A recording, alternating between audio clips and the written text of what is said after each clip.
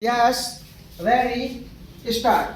It is a pleasure for me to be here for the seventh convocation of the Indian Institute of Technology, Hyderabad.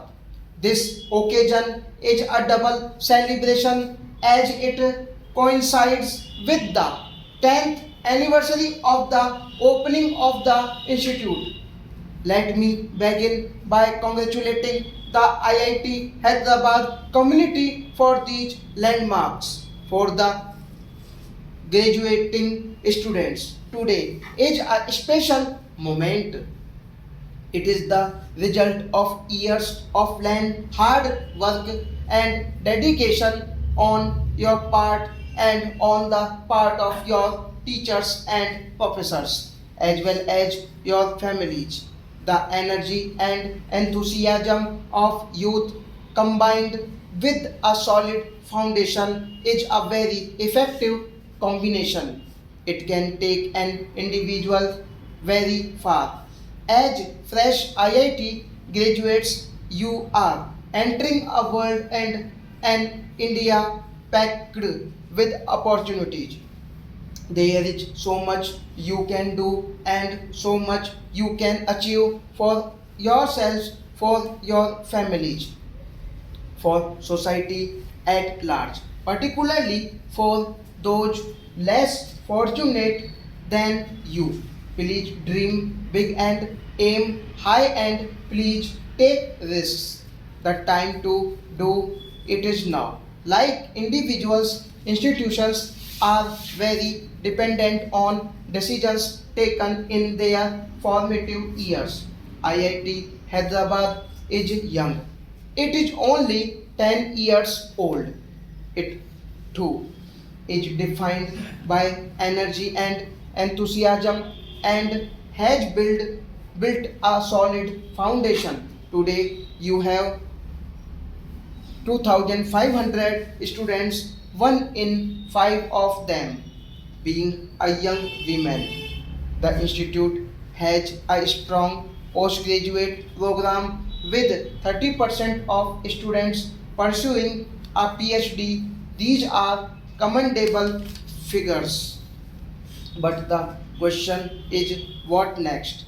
The road you take today will determine your future not just for the next few years but perhaps for the rest of the century. That may sound like an overstatement, but do consider some of the world's major universities or even the older IITs, your peer institutions, their achievements over several decades have been shaped by the trajectory and took in their earliest days.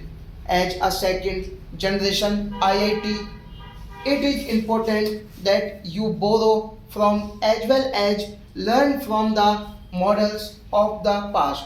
Conditions are different from the 1950s and 1960s.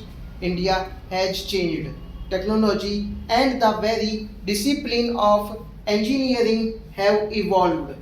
Our aspirations are no longer limited to the heavy industrial base that we created 6 decades ago.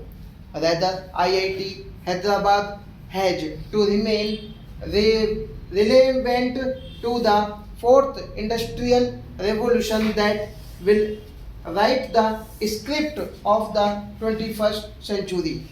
The new centers include the Center for Cyber Physical Systems and Internet of Things and the fabulous cheap design incubator and other initiatives that fall under the umbrella of the ITCI Foundation.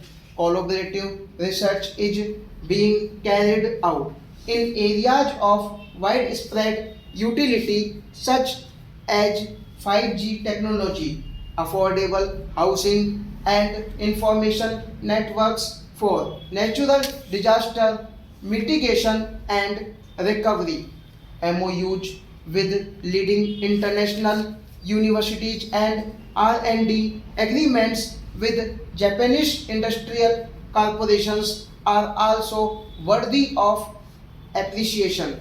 Ladies and gentlemen, members of the faculty and dear students, the best scientific universities and institutions of learning are not just teaching shops or degree factories.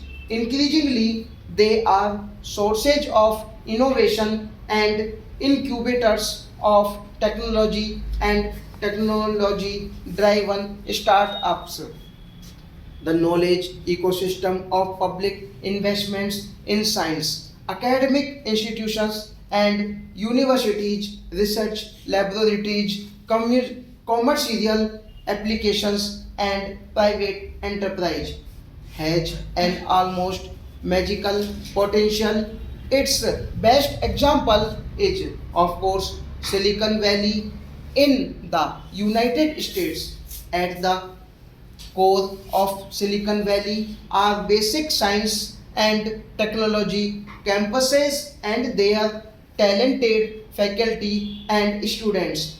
This IIT has been set up in a city and in a metropolitan area where several elements for such an ecosystem already exist. IIT Hyderabad, in a sense, is the element that completes the picture. Hyderabad has a long tradition of scientific discovery and application. In the 19th century, Ronald Roche, who won the Nobel Prize for Medicine for identifying the mosquito that transmitted malaria, did pioneering work here. After independence, Hyderabad became a location of industrial manufacture. It's so vigorous and far-sighted investments by the public sector and then the private sector. Gradually, the city's reputation grew as a research center. Before coming here, I called for details from the CSIR, the Department of Science and Technology, the Department of Biotechnology, the Department of Atomic Energy, the DRDO, and the ISRO. Between these institutions, I am told there are as many as 19th century research facilities and laboratories in Hyderabad. I have not even mentioned the private sector. Hyderabad based companies are engaged in cutting edge research and manufacture of biopharmaceuticals and vaccines, and separately in the field of information technology.